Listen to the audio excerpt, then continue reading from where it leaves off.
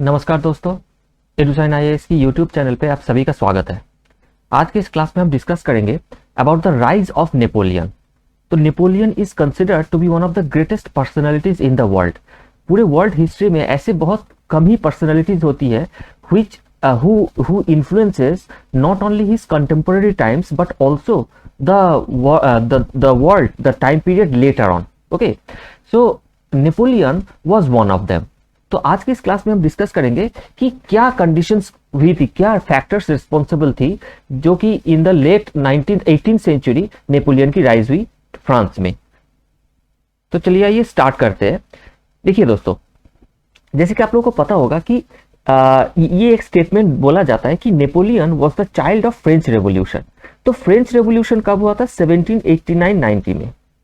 In the year 1789-90 French revolution हुआ था, right. And the French revolution के main जो रीजन था वो ये था कि the operation, the exploitation that was going on in France in the late 18th century. आप लोगों को पता होगा कि वहां पे उस टाइम पे बॉर्बन डायनेस्टी चल रहा था नेपोलियन में, just before the French revolution. तो king Louis 16 was the ruler. तो France was under aristocratic rule and there was control of the feudal lords and the papacy, that is the theologians, Christian theologians on the entire state. और जो third estate था जो कि common people से बना हुआ था, they were reeling under lot of pressure and lot of operation.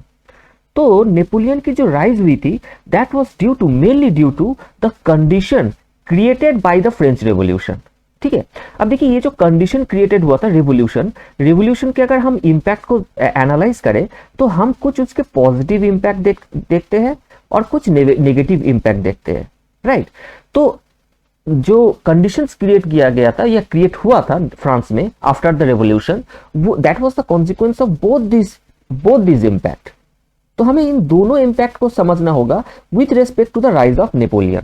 ठीक है दोस्तों, तो देखिए सबसे पहले हम देख लेते हैं कि the value generated by revolution, this can be considered to be the positive impact. The positive impact देखिए, जो रेवोल्यूशन हुआ था, रेवोल्यूशन के टाइम पे स्लोगन क्या था? Liberty, equality, fraternity, right. This was the slogan in the French revolution. तो इनमें से जो इक्वालिटी की जो कॉन्सेप्ट थी, that was the value that generated after revolution, right. और ये इक्वालिटी के वैल्यूज के ऊपर बेसिस करके ही नेपोलियन की ग्रोथ होती है। वो क्यों? क्योंकि देखिए नेपोलियन की बर्थ हुई थी एक बहुत ही मॉडेस्ट फैमिली में। Without the value of equality, एक फ्रांस के जो ट्रेडिशनल समाज था, ट्रेडिशनल जो सोसाइटी था, उसमें एक ऐसे आम आदमी जिसकी बहुत ही मॉडेस्ट फैमिली में बर्थ होती है, उनके लिए इतने बड़े रैंक पे चढ़ना बहुत ही इम्पॉसिबल सा था, राइट। तो ये जो इक्वालिटी की जो वैल्यूज जनरेट हुई थी, इसके वजह से नेपोलियन को लोगों ने एक्सेप्ट भी कर लिया था, क्योंकि Napoleon was belonging from a common family who had risen in rank because of his merit. ठीक है, तो ये जो कंडीशन जनरेट हुआ था वो इसके वजह से हुआ था क्योंकि abolition of aristocracy and abolition of monarchy. देखिए एरिस्टोक्रेसी में मेनली दो सेक्शन आता था। One was feudal lord, one was the feudal lord and the other one was the papacy, the theologians. After the revolution हमें ये देखने को मिलता है कि ये जो एरिस्टोक्रेटिक सेक्शन थी, इनकी डिक्लाइन होती है in the status and importance in the French society। और जो कॉमन लोग थे, फ्रेंच रेवोल्यूशन को मेनली क्या बोला जाता है? बूर्जुआ रेवोल्यूशन बोला जाता है, that is the capitalist class. क्योंकि कैपिटलिस्ट क्लास उस टाइम पे क्या था? वो कैपिटलिस्ट क्लास उस टाइम पे मेनली मिडिल क्लास था जो बिजनेस करना चाहता था, राइट। लेकिन उनकी जो प्रोफेशन थी या फिर उनकी जो लिबर्टी थी उस पर रुकावटें डाला जा रहा था बाय द एरिस्टोक्रेसी। ओके, इसी के वजह से that was one of the main reason क्योंकि ये रेवोल्यूशन हुआ था। अब क्योंकि ये दोनों चीजें, दोनों एरिस्टोक्रेसी और मोनार्की की एबोलिशन हो जाता है। मोनार्की का एबोलिशन कैसे होता है? King Louis 16 was sent into guillotine, he was executed, right. और फ्रांस के समाज में ये डिबेट चलने लगा कि after the revolution what kind of society needs to be और what kind of polity needs to be established in France. तो इसके वजह से क्या हुआ था कि एक पावर वैक्यूम क्रिएट हुआ था, एक वॉइड क्रिएट हुआ था which was filled by Napoleon, right. और चौथी चीज है मेरिट गॉट रिकॉग्निशन। इसके पहले, रेवोल्यूशन के पहले, the French society was a traditional society, it was a aristocratic society and this was completely hereditary. वहां पे मेरिट की कोई जगह नहीं थी। लेकिन अब एरिस्टोक्रेसी के डिक्लाइन के बाद अब समाज धीरे धीरे मेरिटोक्रेटिक बनता चला गया। और with respect to merit, Napoleon was hugely capable. Napoleon was a hugely capable leader, right? तो ये भी एक कंडीशन क्रिएट हुआ था जिसके वजह से उनके सामने ये अपॉर्चुनिटी क्रिएट हुआ था जिसमें वो अपने मेरिट को दिखा सके, अपने टैलेंट को वो दिखा सके। और जब जैसे कि उन्होंने अपने टैलेंट को शो किया, लोगों ने उनको एक्सेप्ट करने लगा as the ultimate leader of the entire French society. तो ये तो रहा mainly the positive impact of the French revolution. अब देखते हैं कि जो नेगेटिव इंपैक्ट था, नेगेटिव इंपैक्ट था रेवोल्यूशन का, वो किस तरीके से था। देखिए, रिवोल्यूशन तो हुआ था 1789 में, ठीक है, लेकिन 1789-90 में रिवोल्यूशन के बाद the French society went through several phases. पहले 1792 तक, 90 से लेकर के 1792 तक this was the phase of national convention. फिर 1792 से लेकर के 1795 तक, ये 3 साल तक चला था rain of terror, total chaos and disorder. Lakhs of French people were sent into guillotine, they were executed. 1795 से शुरू होता है the rule of directory which went on till 1799, right? और 1799 आते आते ऑलमोस्ट ये जो 10 साल बीत चुका था, इसमें टोटल chaos and anarchy ही चल रहा था और फ्रेंच समाज में एक बहुत ही ज्यादा टर्मोइल चल रहा था। इसके वजह से लोगों को अब ये धीरे धीरे लगने लगा कि शायद पहले ही सही था, क्योंकि एटलीस्ट स्टेबिलिटी तो थी, इतना ज्यादा डिस्टर्बेंस तो नहीं था। So the people started to gradually get disillusion, started to get dissatisfied with the kind of anarchy that was going on in the entire French society. तो बहुत सारे लोगों को ये लगने लगा कि शायद इस समय at this time in this political turmoil French society को अगर कोई स्टेबिलिटी ला पाए तो that is a very powerful ampere, a powerful person, one person, not a democracy, not a Republican, not a monarchy. Okay, तो कोई एक powerful leader जो सख्त हाथों से फ्रांस की समाज में स्टेबिलिटी ला पाए। तो ये लॉन्ग ड्यूरेशन ऑफ जो एनार्की चला था, और उस टाइम पे 1799 पे जब Napoleon emerged as the top most leader, तो लोगों का उनके ऊपर फेथ भी हुआ था। उसके लिए कुछ और रीजंस थे जो कि हम बाद में डिस्कस करेंगे, ठीक है। तो he rise as the emperor of France took place. दूसरी चीज थी कि रेन ऑफ टेरर। ये जो रेन ऑफ टेरर था ये बहुत ही भयंकर था, बहुत ही डेंजरस था। हुआ ये था कि the French society got divided into 2 groups, ठीक है। एक था रिपब्लिकन्स एंड दूसरे थे कॉन्स्टिट्यूशनल मोनार्किस्ट। तो जो रिपब्लिकन्स थे उनका ये कहना था कि फ्रांस में कोई मोनार्की नहीं होना चाहिए।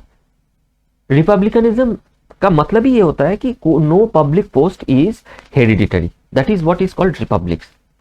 लेकिन जो कॉन्स्टिट्यूशनल मोनार्किस्ट थे उन्होंने कहा कि नहीं, कंप्लीट रिपब्लिकन की जरूरत नहीं है, हमें इंग्लैंड की तरह समाज बनाना चाहिए। क्योंकि इंग्लैंड में देखिए कॉन्स्टिट्यूशनल मोनार्की था, और कॉन्स्टिट्यूशनल मोनार्की रहते हुए इंग्लैंड में डेमोक्रेसी थी। इसीलिए इंग्लैंड में इंडस्ट्रियल रेवोल्यूशन आ पाया था और इंग्लैंड के समाज की इतना ज्यादा डेवलपमेंट हो पाया था। तो कॉन्स्टिट्यूशनल जो मोनार्किस्ट थे उन्होंने कहा कि हमें इंग्लैंड का जो रास्ता है वो फॉलो करना चाहिए और उस रास्ते में भी बहुत ज्यादा डेवलप किया जा सकता है। तो इन दोनों में बहुत ज्यादा डिफरेंसेस क्रिएट होने लगा और इसी बेसिस पे बहुत सारे क्लब्स आने लगा। One of the club was the Jacobin club, who was very much radical. Jacobin club, Girondist club, in this manner.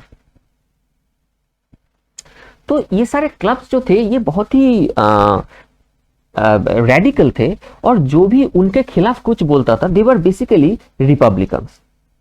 तो उन क्लब के बीच में भी बहुत सारे डिफरेंसेस थी और कोई भी अगर उनके खिलाफ कुछ भी बोलता था तो उनको वो लोग एग्जीक्यूट कर देता था। सो इन दिस 3 years 1792 से लेकर के 1795, this 3 years is considered to be the reign of terror. और इस टाइम पे बहुत सारे फ्रेंच लोगों को एग्जीक्यूट भी किया गया था। तो ये भी लोगों के मन में एक बहुत ज्यादा डिससैटिस्फैक्शन क्रिएट किया था, जो कि which is also related to the anarchy. जो केओस एंड डिसऑर्डर चल रहा था उसके लिए ये रेन ऑफ टेरर भी एक बहुत बड़ा जिम्मेदार था, बहुत बड़ी जिम्मेदारी थी इन चीजों की। तीसरी चीज ये थी कि जब फ्रांस में रेवोल्यूशन आ गया तो फ्रांस के अगल बगल में बहुत सारे यूरोपियन स्टेट थे जिनको ये लगने लगा कि अगर फ्रेंच रेवोल्यूशन सक्सेसफुल हो जाता है तो उनके यहाँ पे भी रेवोल्यूशन आ सकता है, क्योंकि उनके यहाँ पे भी ऐसी एरिस्टोक्रेसी थी, ऐसे ही मोनार्की थी। तो those European states they realized that the French Revolution cannot be allowed to succeed, और वो लोग फ्रांस पे अटैक करने लगा, स्पेशली फ्रॉम 1796। तो इस टाइम पे फ्रांस को एक बहुत ही एफिशिएंट मिलिट्री लीडर की जरूरत थी। तो नेपोलियन की रिक्रूटमेंट फ्रेंच आर्मी में एज ए कॉमन सोल्जर हुआ था, लेकिन उनका जो मेरिट था, उनका जो टैलेंट था as a efficient military general, उसके वजह से पहले उन्होंने पॉपुलैरिटी हासिल की अपने लोगों में मतलब जो फ्रेंच आर्मी के जो लोग थे उन लोगों में उन्होंने बहुत ज्यादा पॉपुलैरिटी हासिल की, और धीरे धीरे एक के बाद एक उनको सक्सेस मिलने लगा बहुत सारे यूरोपियन स्टेट के खिलाफ जो फ्रांस को अटैक कर रहे थे। जैसे जैसे उनको विक्ट्री मिलती रही, लोगों का, फ्रांस के लोगों का वह उनके ऊपर भरोसा बढ़ता चला गया। राइट तो ये जो रिएक्शन जो रेवोल्यूशन के खिलाफ हुआ था, which can be considered to be the negative impact, which also created opportunity for Napoleon, जिसके वजह से उनकी राइज हुई थी। तो इन सारे रीजन के वजह से ये कहा जाता है कि Napoleon was the child of French revolution, क्योंकि अगर रेवोल्यूशन नहीं हुआ होता तो ये कंडीशन ही क्रिएट नहीं होता जिसके वजह से नेपोलियन की राइज होती या हो पाती। इसके अलावा भी और भी कुछ फैक्टर्स थी। For example growth of nationalism. देखिए, ग्रोथ ऑफ नेशनलिज्म यूरोप में बहुत पहले से जनरेट हो रहा था, और इस नेशनलिज्म के बेसिस पे ही बहुत सारे यूरोपियन नेशन ने क्या किया, अपने आप को डेवलप किया। सबसे पहले तो हम इंग्लैंड की बात करते हैं। इंग्लैंड में ग्रोथ ऑफ नेशनलिज्म के वजह से उन्होंने अपने देशों में कैपिटलिस्ट ट्रांसफॉर्मेशन लेके आ पाए। पूरे वर्ल्ड में सबसे ज्यादा कॉलोनीज इंग्लैंड के हाथ में था। वहां पे सबसे पहले इंडस्ट्रियल रेवोल्यूशन आया, और English society, British society got transformed into a developed society, और at least transforming into a developed society. तो वही ग्रोथ ऑफ नेशनलिज्म फ्रांस में भी जनरेट होने लगा, और इस नेशनलिज्म के बेसिस पे उनको एक स्ट्रॉन्ग लीडरशिप की जरूरत थी। स्ट्रॉन्ग लीडरशिप, जो पुराने आउटडेटेड जो एनार्की चल रहा था, जो आउटडेटेड पॉलिटिक्स चल रहा था, उस पे पॉसिबल नहीं था। तो उन लोगों को एक ऐसे लीडर की जरूरत थी जो फ्रांस के समाज में इंडस्ट्रियल रिवोल्यूशन ला पाता, इन कोई लिबर्टी और इक्वलिटी को ठीक से अप्लाई कर पाता, इंप्लीमेंट कर पाता। और इसी टाइम पे नेपोलियन की राइज हुई, as Napoleon was from the common people.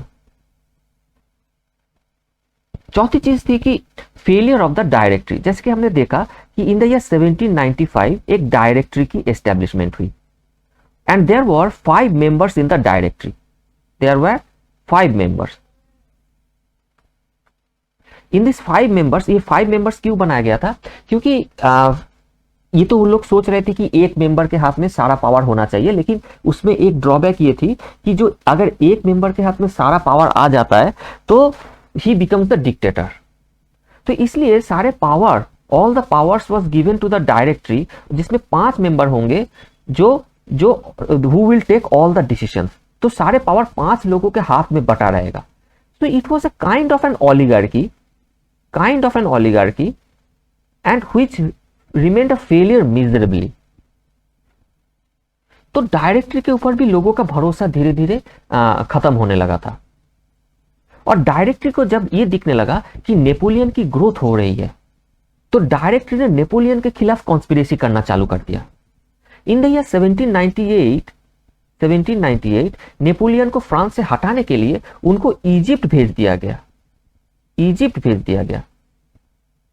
लेकिन इजिप्ट में भी जाकर के इन नेपोलियन को हाई सक्सेस मिला, and by the year 1799 when Napoleon came back with his success in Egypt, The people readily accepted him, and when he dissolved the directory, nobody felt any sorrow for that. The people accepted Napoleon as their leader. And finally, Napoleon की जो personalities थी और उनके जो success था battle में, उनकी जो पॉलिसीज थी, वो बहुत बड़ा रीजन था उनके राइज के लिए। फ्रांस के समाज के almost everyone supported Napoleon as their leader, as their emperor. जो कॉमन लोग थे उन्होंने सपोर्ट किस लिए किया? क्योंकि Napoleon himself emerge from the common people.